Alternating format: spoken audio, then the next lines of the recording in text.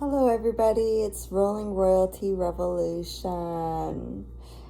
Okay, so I guess now I am going to recap on a couple videos that I did on my original channel.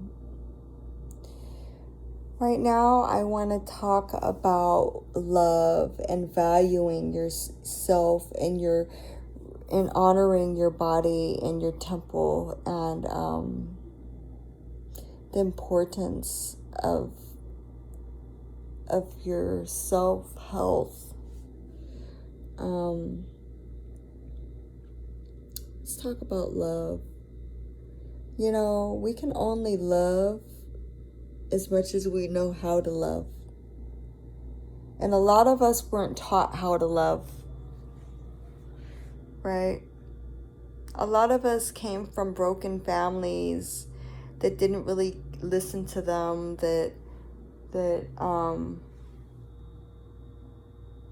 from my experience is that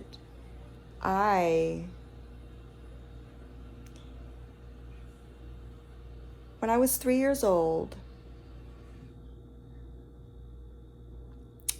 I remember being in my mother's apartment, and I love my mom, okay? Rest in peace, her soul. I love my mom. But she had her own struggles and her own battles that she was battling, but she was a good mom. She suffered from addictions, and I don't know if it would be codependency, but this is what I remember, the memories as I remember it. I remember parties. I remember a fight breaking out. I remember glass being on the floor because I broke a table. I remember having a drink back when the wine coolers were in the little Capri Suns that looked like Capri Suns back then in the 80s. So, when CPS or the authorities came and took me away from my mother, me and my sister away from my mother, my grandmother, she didn't really, and I love my grandmother too, and anything that I'm getting ready to say right now, I have totally forgiven anything that's ever happened. Okay, I'm just trying to give you a little bit of background on myself so that you know that I know that a lot of you guys can relate to me. I just know the stories aren't exactly the same, but they're similar. Okay, so my grandmother, she didn't take very fond of me. The reasons why, I don't know. It doesn't really matter. I was just told that I was molded a lot like my mother, right? I was already molded with a kind heart and a loving heart. I don't know if that's true or not, so just forget that part. We went to go live with our grandmother, and I had a visitation with my father, and I was going through sexual abuse with one of my aunts. My aunt, I'm not going to say any names. My family, there was a lot of prostitution. There was a lot of drugs. There was a lot of violence. There was a lot of hostilities. There was a lot of manipulation. There was a lot of everything evil. Okay. So, one of my aunts, what would they be called? I don't, okay, I'm just gonna say it. One of my aunt's tricks, she kind of had him like as a sugar daddy, I guess, and he took on to me at a very young age. So, sexual abuse started, and my father got accused of it. However, I can remember everything clear as day, and I have been able to even forgive him. You know, I've done a lot of work to get to where I am today. Let's get that clear. Didn't make it easier. It just, I've done a lot of work, so I know what it takes to heal.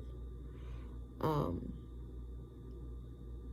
I'm just giving you a brief background, you know. So, you know, then my father was accused of doing something that he didn't do, and then when they couldn't get him on it, they tried to accuse my stepsister, and I can only imagine how it was being, what, 15, 16-year old, being accused of molesting her baby sister, you know, or stepsister. She didn't do it either.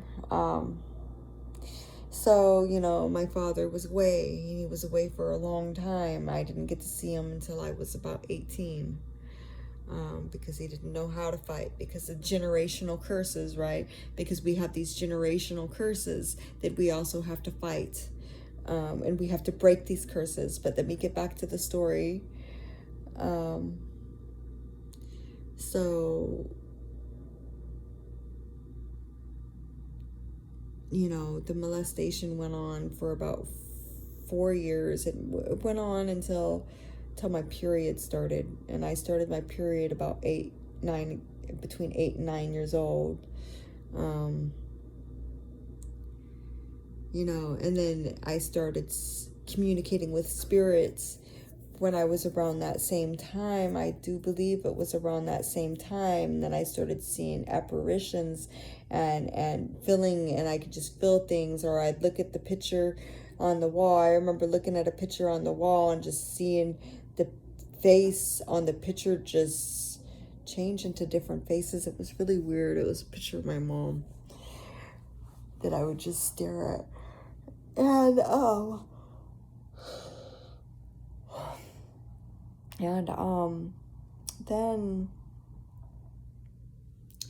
then after that, I turned a teenager, right?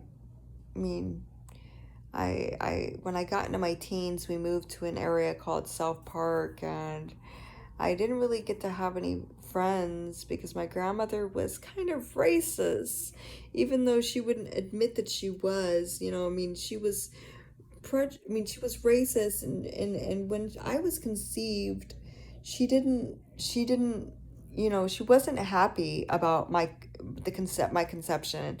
And the reason why she wasn't happy about my conception is, even though my skin looks like this, my dad is black, Puerto Rican, and white, right? And the only thing that she knew is that my mother was not supposed to be with a black man, right? And then I was conceived. So I think that she kind of had a, a biased opinion about me from the beginning because of my dad. You know, the reason why she somewhat accepted me was because of my skin color was so white-like.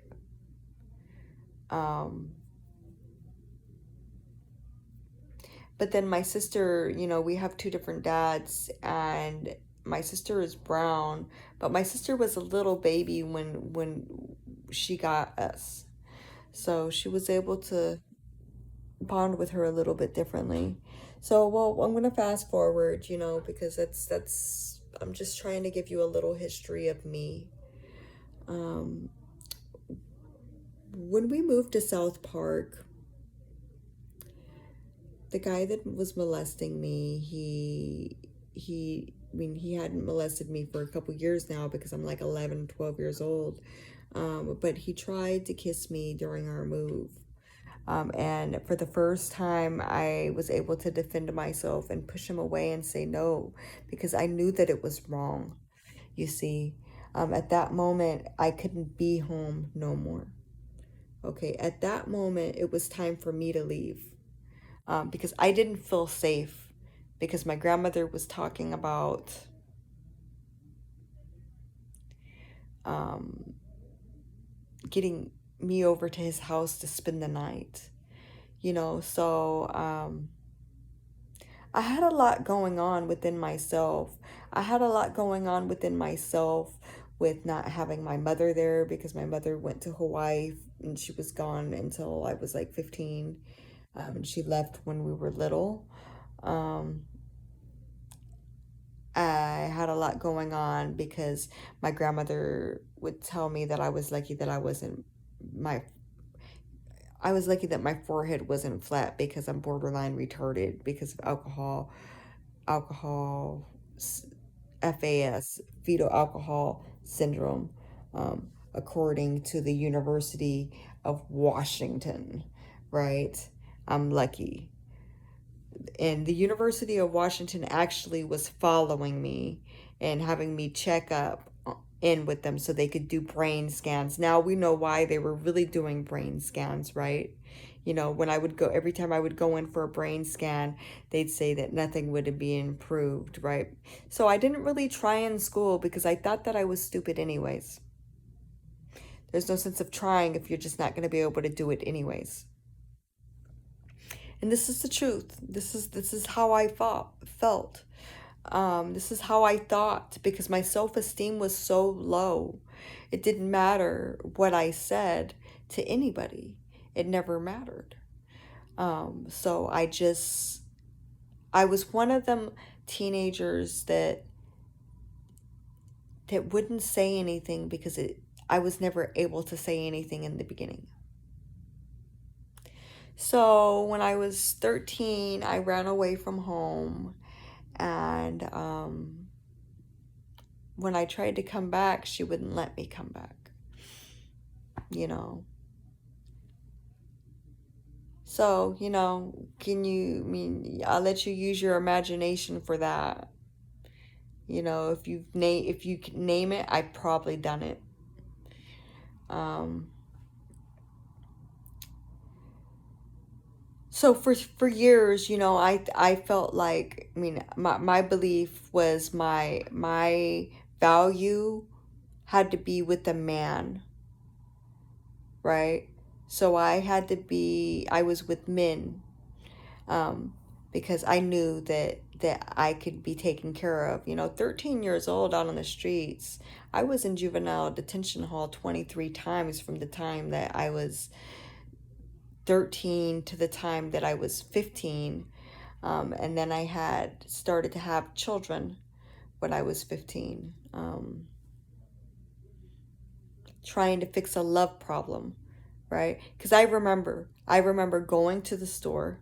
I remember stealing the book, right? And I remember reading the book just enough and able for me to follow some instructions and get pregnant. Now, I had been sexually active already for a couple years, and never gotten pregnant, but, I read the book and voila, I got pregnant with my daughter. There goes the nose itching again. Um, so afterwards, that's slowed things down a little bit for me on the streets. My mom came back a little bit before that. Um, and she just couldn't understand why her baby was out on the street. One thing about my mother, she had her own battles, right? But she had a heart of gold. My mother, that nobody can compare to my mother. She had a heart of gold. She might have had her addictions and her issues, but she loved her babies. She's the one that gave me the name Crystal Love. I was named after the Christy Love Show and Crystal Gale. And if you don't know what the Christy Love Show is, you should YouTube it and see. Because, during this experience, being a targeted individual, I know that names carry a vibration, right? And I felt like I was an investigator. Like, I gotta investigate this. I know that this person is snitching, woof-doo, woof-doo. And it was always about snitching, right? Because I was living in the life, right? And ever since I can remember, even when it came to places of employment, I've been investigated for places. Even at my jobs, people have had tried to come up against me um, with lies, you know. So, as I grew into motherhood, I found that I needed to have stability for my children, right? Um, Still to this day, I haven't lived any place longer than a year since I was 12. I mean, literally, I went into the Union Gospel Mission program for domestic violence at 2.5 years sober because of the depression. Um, that I was in a major depression, and I needed Christ, and I completed that program. I think that was about 16 months. I think. I'm not sure. It might not have even been that long. It could have just been a year. But I think that is actually the longest that I've ever stayed any place since I was 12. So, after that, then I had to get married.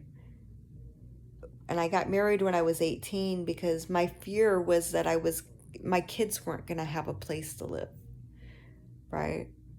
That was my fear. See, I know that I can take care of myself. I know that I can survive, right? But my babies. So I married my first husband. And then when my dad came back into my life, things changed. And this is how they changed, right? Through all those years, I had no problem being with older men. Okay, because I was used to having older men take advantage of me. I was used to it. It wasn't anything new. It was just something that was normal for me. I could bring a 36-year-old man to a family gathering, like Thanksgiving, and nobody say anything about it.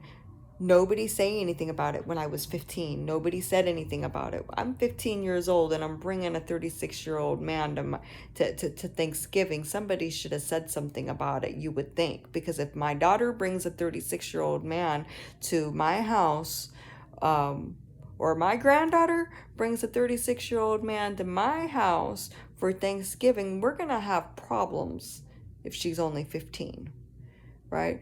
But this is how my family was. This is how it operated, and I forgive everybody. Not everybody. I don't know what to say about that.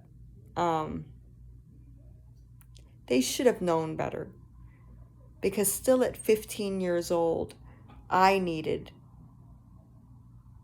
some type of a parental figure. However, if it wasn't for that, I wouldn't have had my first daughter, and that was my daughter that passed away in 2019.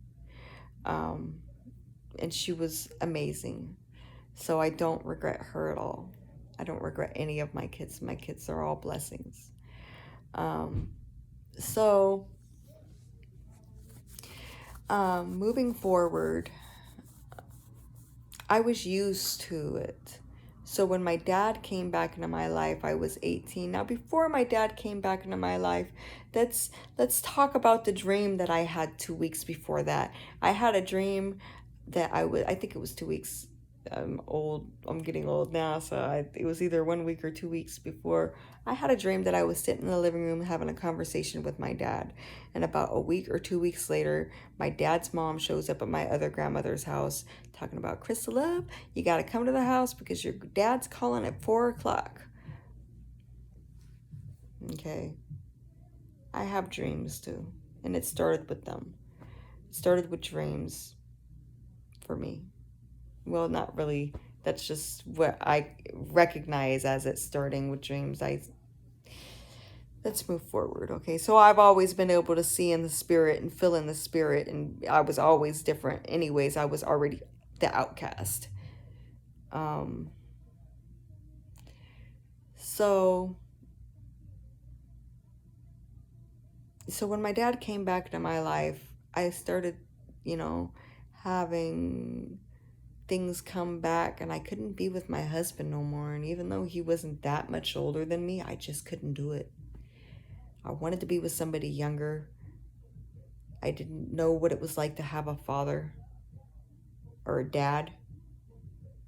And I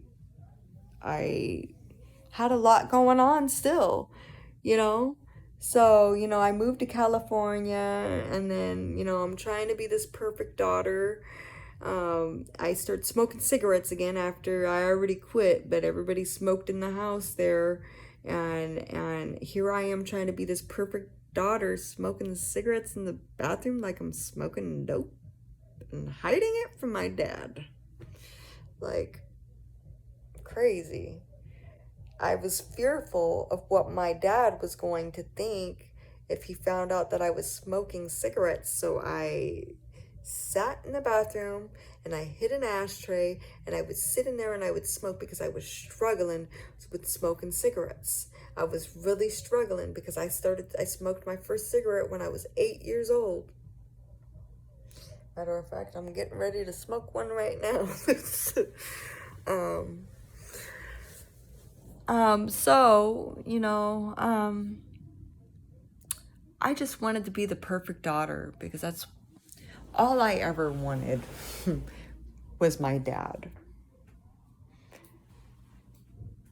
As being a little girl, when my visitation was taken away from my father, he was the only safe place that I ever had. I'm going to try to say this without crying, because I haven't said this in a long time. And I guess I am supposed to write that book. I'm supposed to write a book.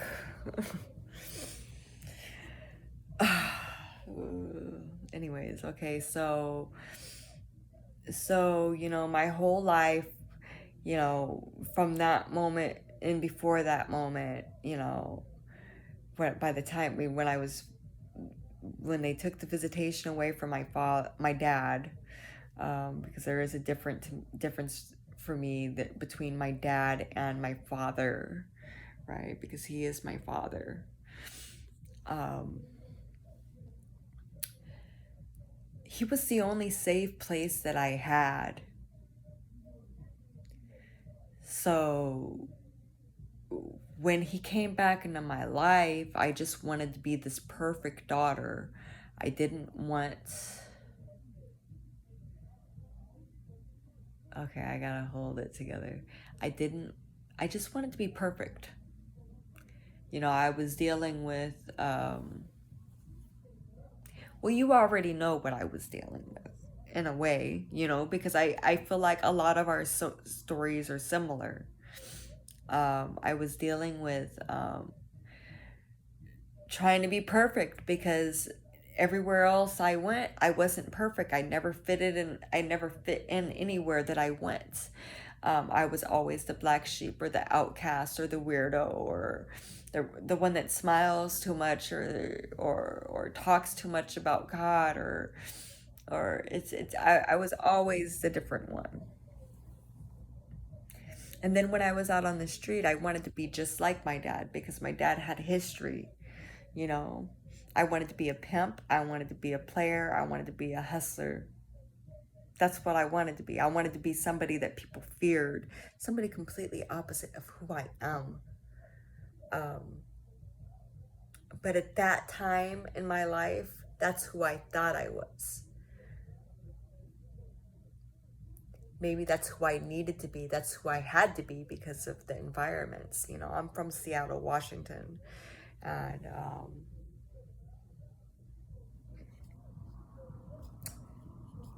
you know, the Seattle meets the 206, the downtown Seattle, meaning, you know, anybody that can make it out on those straight streets and survive and still have a heart,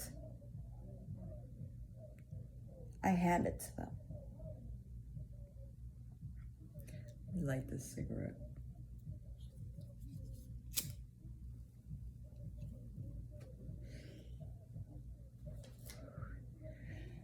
So,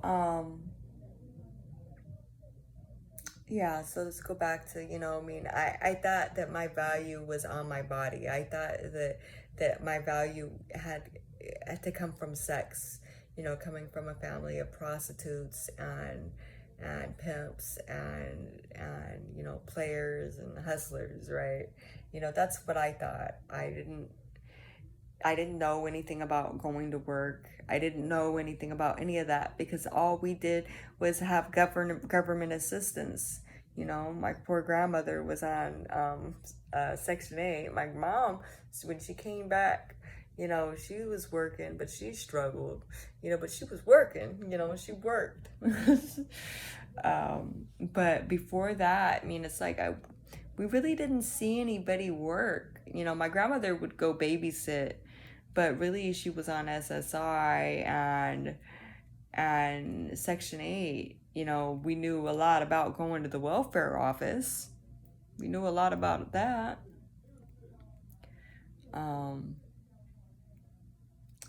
Then, what was I gonna say?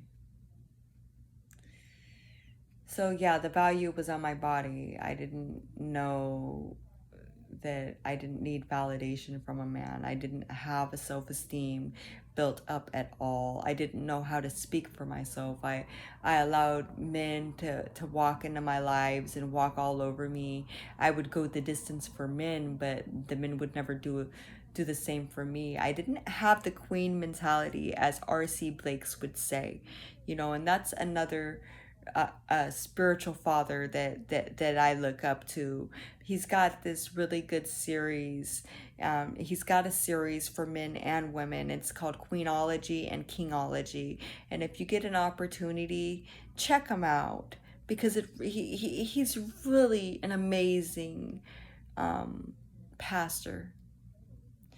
But back to the story. So it wasn't until I got to in my late 20s. I mean, it's like I really didn't even have any hope with getting my driver's license until I came to Texas to be with my sister. You know, I had a learner's permit in Seattle, Washington for 10 years, and everybody that said that they would help me wouldn't help me. You know, I mean, it's like it was always something. So long story, still long. Okay. Everything that I've ever done in my life, I've had to do it on my own, you know. So when I surrendered my kids, I did surrender my kids. And I'm just going to lay it all out on the table because the truth is the truth and nothing changes it. And I'm not ashamed of anything that I've done. Okay. And I'm not ashamed of anything that I've done because I know that everything happens for a reason. There's a purpose for everything. There's always a purpose for everything. I don't shut the door on the past. So, do I got something to drink in here? So,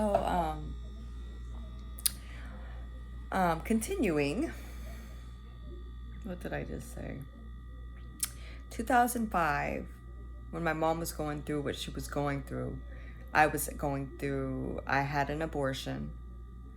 I had an abortion that I didn't want to have, and it made me fall into a deep depression, to the point where I was drinking all the time. I was even smoking weed on a regular basis, and I don't smoke weed on a regular basis now. I started using cocaine when I was 13, because everybody was saying that I was doing it anyways, because I was talking about people following me back then, right? So, I decided that I was going to do it because everybody was saying that I was doing it anyways, like a 13-year-old thinking that she's in control of everything, right?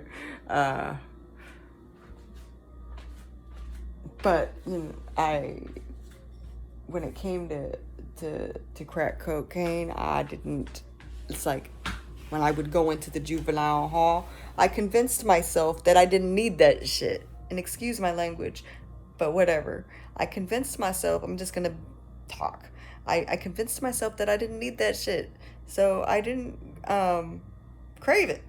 So if I had it, I had it, and if I didn't have it, I didn't have it. And that I carried that through on the years, that when I decided to get loaded, I could get loaded. But if I didn't have it, I'm not gonna go out there and have sex for it.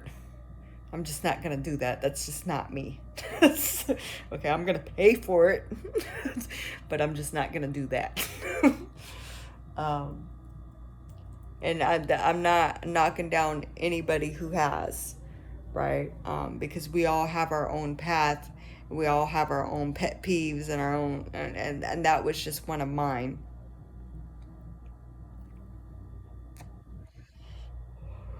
Well, I probably did when I was younger, before I got that really underneath control, but like really younger. Because I stopped for a period of years when I got pregnant with my daughter. And I got pregnant with my daughter when I was 15, which is another generational curse, right? Because even though my mom didn't get pregnant when she was 15, my dad was 15 when he had me, right? But at the same time, moving forward, as I always, jump from one thing to the next thing, that's just me. I don't know what it is. They used to call me bipolar, and now somewhere in the past couple years, I found myself being more ADD, or I don't know what they call it. But anyways, so I always went through a pure, a, a time where I was feeling like I was unworthy of love, right? That unless I was laying down with a man, I had no value for a man, So it was always about sex, cooking, and making sure the house was clean. Because even before I had kids, I would get entangled, so I could have a place to stay, because I'm 13, 14, 15, right? I'd get, my now I'm going to say my target, right? Um, I'd focus in on an individual who would offer me a place to stay, and I would make sure that everything was okay. Because a man is supposed to take care of a woman. Or no, that's not what she said. She said, you need to find yourself a man that's going to take care of you. That's what my grandmother would say. Something like that. I don't know. Don't quote me. So, I love my grandmother. It was rough growing up, but I love my grandmother. So let's see here. Afterwards, when I, entered into recovery in 2006, well, I was going back to when I had to surrender my kids because I was drinking all the time, and my party started on Thursday nights, and it just wasn't. I seen myself going into the same cycles that my mom did, and as much as I didn't want to admit it, I seen it. So when my dad came to me and he was like, "Look, you got to surrender your kids, or CPS is gonna get involved." I could have just been like, you know what, F off. Gonna, yeah, I don't, I could have been like that, but I wasn't. I cried about it, and I called them and I told them, I was like, you're right, you know. So that's what I did. Return to sender, you guys. I felt like a needle was poking in my arm. So, I had to think of my kids and what was best for them, not what I needed for my selfish needs. And I knew that I wasn't the best fit for them. So I had to do what I had to do, and as much as it hurt, I had to do what I had to do, because what I didn't want was my kids to have to go through anything that I had went through. I didn't want them to have to go through any sexual abuse. I didn't want them to have to go through any of that. And it was bad enough that my daughter came out of the room and seen a man almost get killed, and it scared her to death. So, well, not to death, but it scared her. So I had to think of my kids and their well-being and their safety. And I was 23 years old, and it wasn't me. It just wasn't. At that time, I thought being a good mom was feeding your kids and making sure that they were going to school and putting them to bed in time. I didn't know that it was good to have them in activities. I didn't know what it took to be a good mom back then. I just didn't. If I had the chance to do it all over today, I know, right? I'm 39 years old. But when I started having kids, I thought I was ready to have kids, and I started having kids for all the wrong reasons. I was having kids so I can have somebody to love me, not so I can have somebody to love and nurture, and that's just the truth. Then, so I covered that. So this is just, my story. This is just stories of the background from where I come from. Okay. I had a whole family in Seattle that claimed to look for me, and my mom was flabbergasted when she came back from Hawaii and found me within 24 hours. And everybody's saying that they couldn't find me when she was able to find me within 24 hours. So, the feelings of not having nobody, they run deep. They run really deep, and to be honest with you, it would be an honest statement, outside of God, the feelings of having nobody still run deep today. They still do, because if I need something, who can I call? I can call my Father up in heaven. If I call on him, he's not going to give me exactly what I want or what I think I need. He's going to give me exactly what I need, though. Okay, so we're going to go back. So where do I need to pick up at? So I didn't start building my self-esteem until 2006, when I got sober the first time. And I started having a voice, and I started having an opinion, and I started recognizing that I really am creative, and I started doing spoken word and writing music, and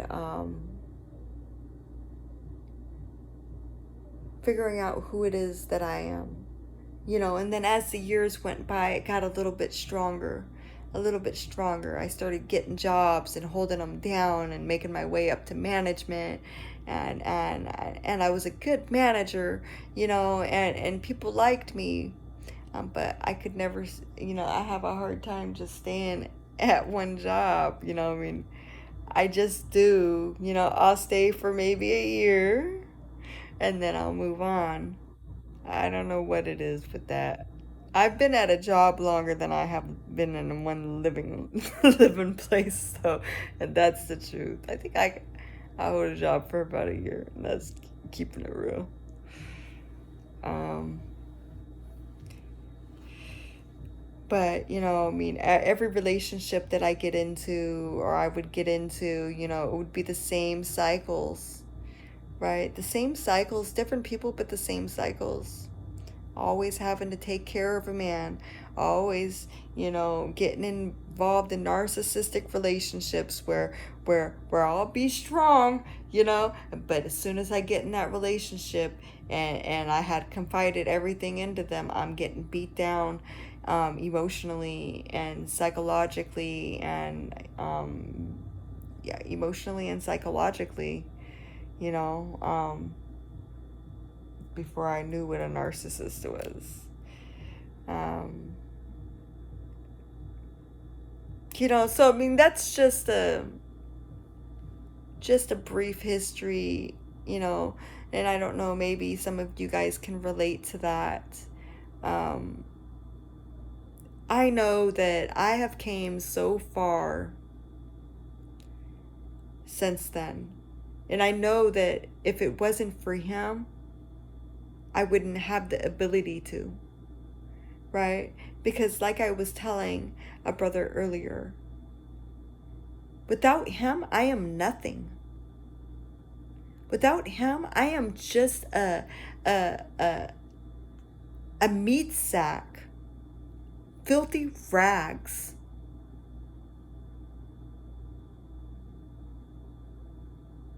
With him, I am a new creation. With him, I am compassionate and understanding. And not so bad. And I don't want to picture what my life would be out without him. Right? Because I do know what it is like without him. You see, I've always believed in Jesus. I just wasn't so convinced.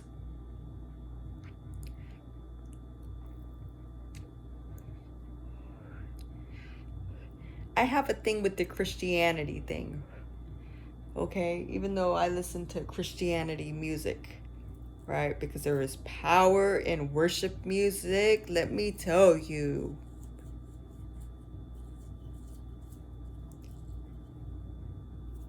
It's almost as strong as the Word of God.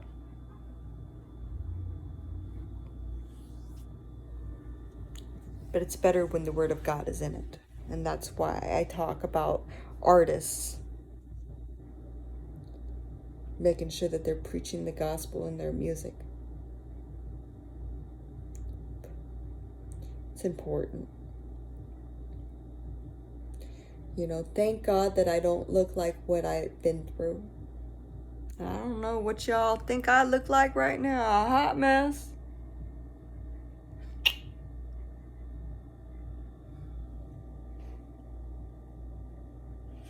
But, I hope that something in my story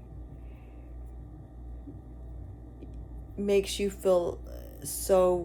makes you not feel so different, right? Because the truth is that it doesn't matter where we come from. It doesn't matter what we've done. He washes our sins clean. We come to him and he washes us clean. It's like he don't even remember the past. We might remember the past, but he don't remember the past. So so don't be stuck in the past. So value your body. I had to learn how to, okay, so let's get to the story, okay? last year. Was it last year? Yeah, it was last year.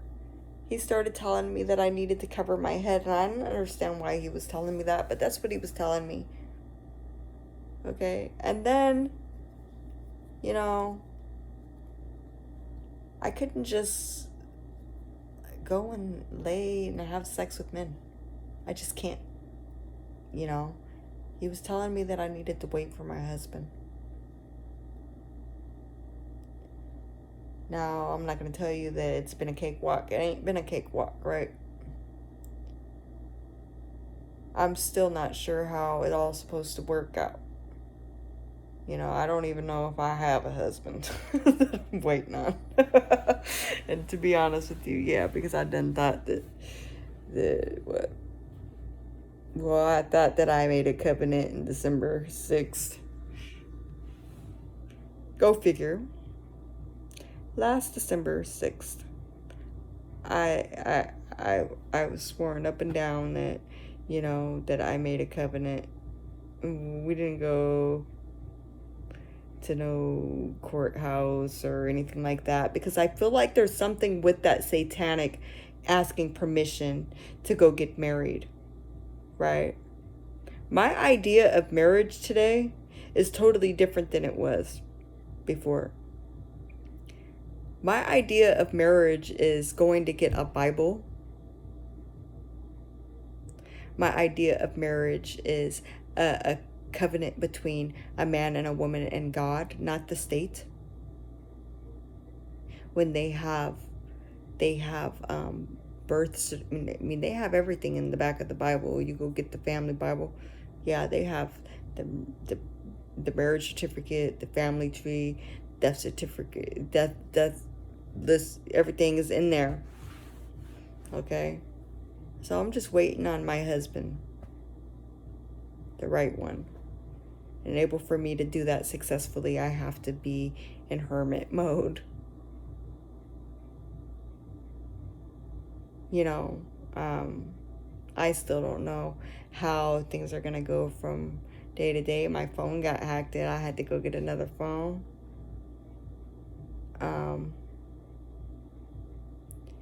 And then, so my phone got hacked in, right? And I had to go get another phone.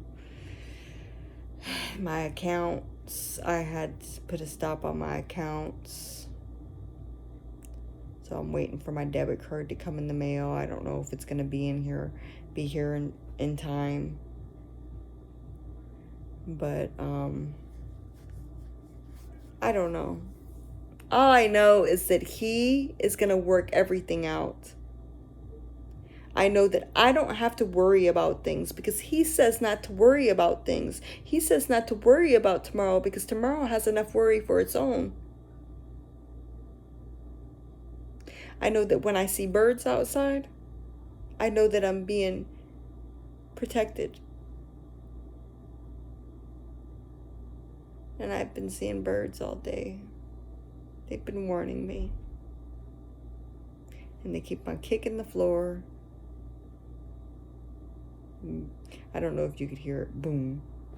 I don't care. Devil, get behind me.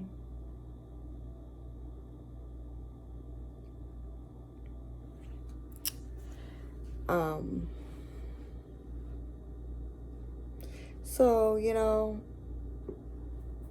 I just thought I'd share a little bit of my story with you about my past.